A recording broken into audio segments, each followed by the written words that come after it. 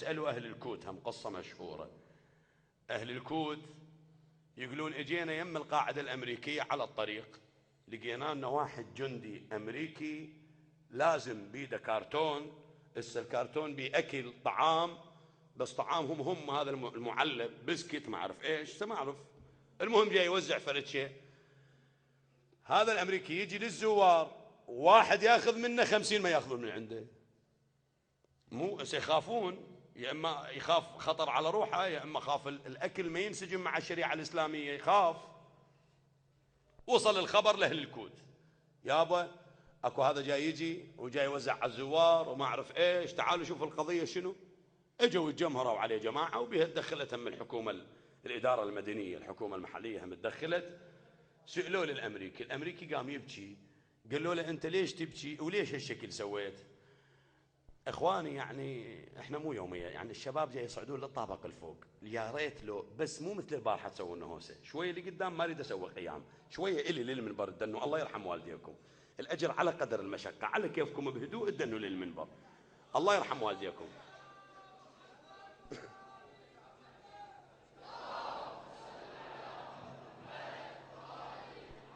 خلص على قعدتك، بس ازحف، خلص على قعدتك اخواني. اسال الله ان دائما مجالسكم عامره بهالصوره بجاه الحسين.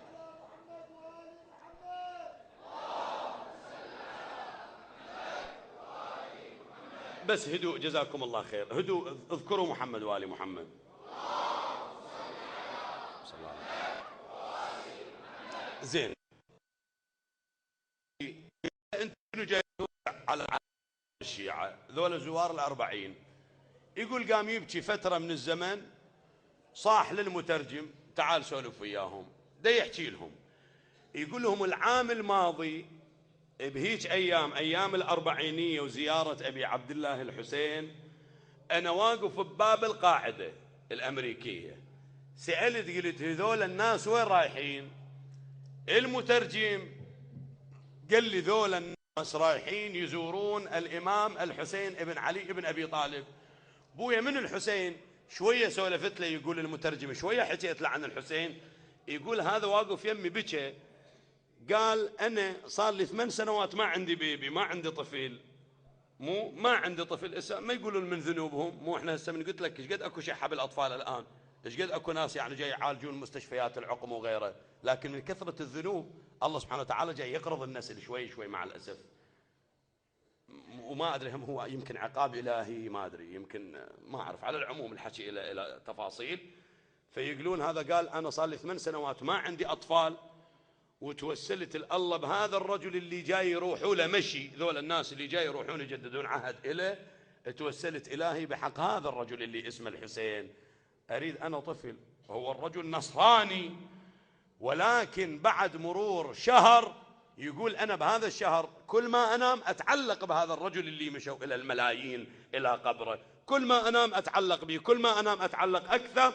بعد مرور شهر خابرتني زوجتي قالت أنا رحت حللت، يقولون أنت صار عندك حمل. زين، بعد أكو تفاصيل بعد. يقول أنا قلت لهم أخذوني لذاك المكان، المترجم قال لي ما تقدر تروح لذاك المكان. ليش؟ أولا أنت مو مسلم، أنت نصراني، اثنين أخاف تنعرف، وأخاف عليك الوضع الأمني هم مو زين، لكن إحنا عندنا يقين، الشيعة عندهم يقين أنه إذا تصعد أنت فوق السطح وتتوجه الكربلة وتنخل الحسين، الحسين يسمعك، أشهد أنك تسمع الكلام وترد الجواب. أنت الآن هذا الدرج عندك، أصعد توجه للحسين. يقول هذا أنا بقيت فترة 7 أشهر يومية أصعد على السطح أنخل الحسين، أبا عبد الله ثبت لي هذا الحمل، ثبت لي هذا الحمل. بعد 9 أشهر ويوم الزوجة أنجبت ولدا سماه حسين.